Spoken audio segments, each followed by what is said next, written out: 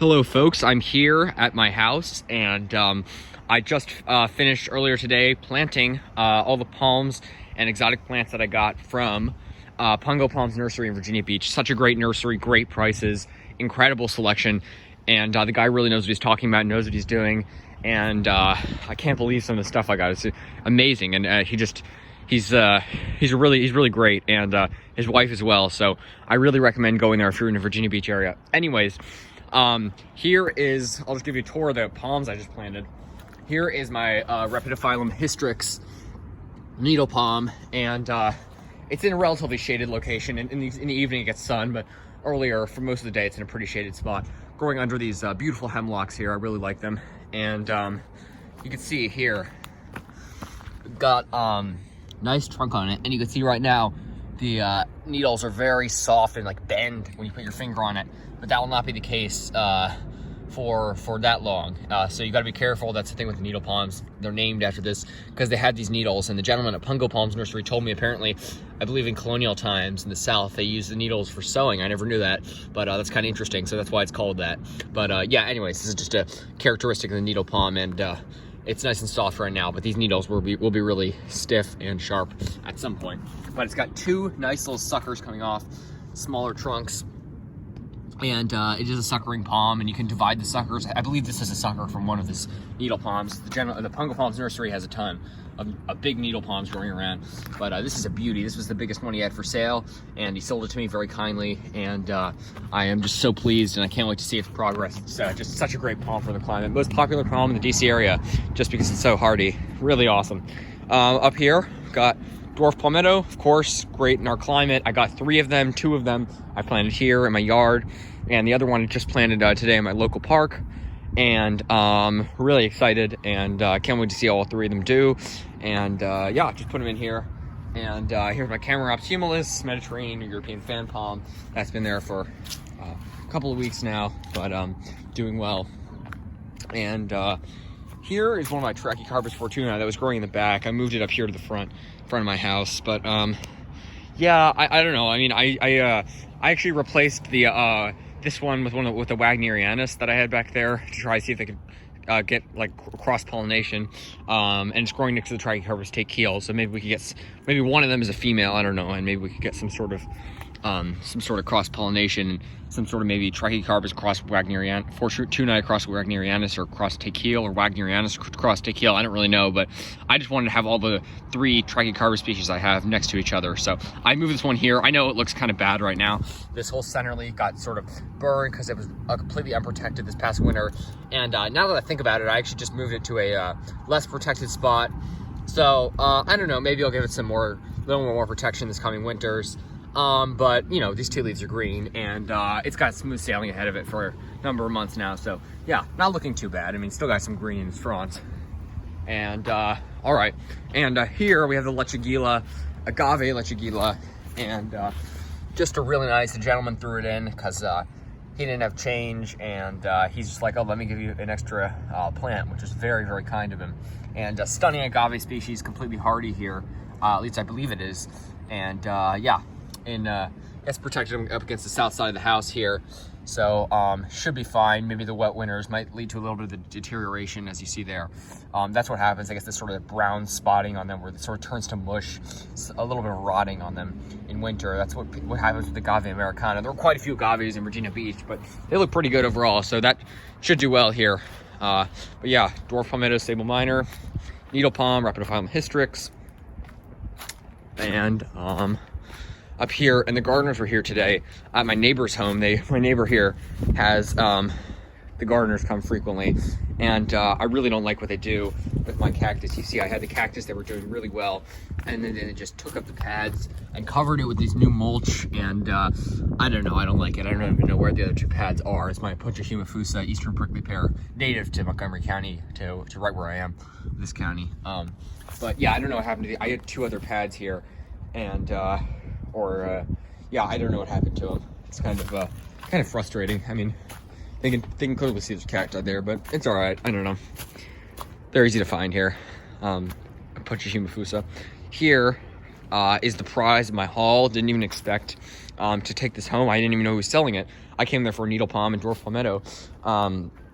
But what do you know? This is, you know, as with many palm enthusiasts can attest to, when you go to a palm nursery, you usually end up coming home with more than you anticipated, just because, you know, you're there sort of with supply and demand. And this, I can't say it wasn't 100% worth it. I think it was a steal, frankly. This was a $40 Trachycarpus takeo, which is as much as the needle palm. And the needle palm, I think, that's a good price for the needle palm that size as well. But this is a true Trachycarpus takeo, not a Fortunae, as most people will rip you off. It's already of the age, thankfully, where, you know, you can sort of get past the point of judging is by seed or seedling. Is it Fortunae? Is it takeo? You can clearly see these more erect fronds sticking up more. Fortunae tends to be dropped down a little bit. And you can see very thin leaflets here, so definitely takeo. And so yeah, it was labeled as Trachycarpus takeo, and the gentleman knows what he's talking about. So he had a bunch for sale. This was by far the biggest, and he very kindly sold it to me, which is just really nice, and I'm so pleased I got it, because this is just a stunning palm, and supposedly maybe hardier than Fortunae. I don't know. It's not really grown here because it's so rare, but it's from the higher elevations in the Himalayas, I believe. And yeah, great palm, and I can't wait to see how it does. Since this is such a rare palm, and it's more prized than maybe a Trachycarpus Fortunae, I might give it some protection. We'll have to see.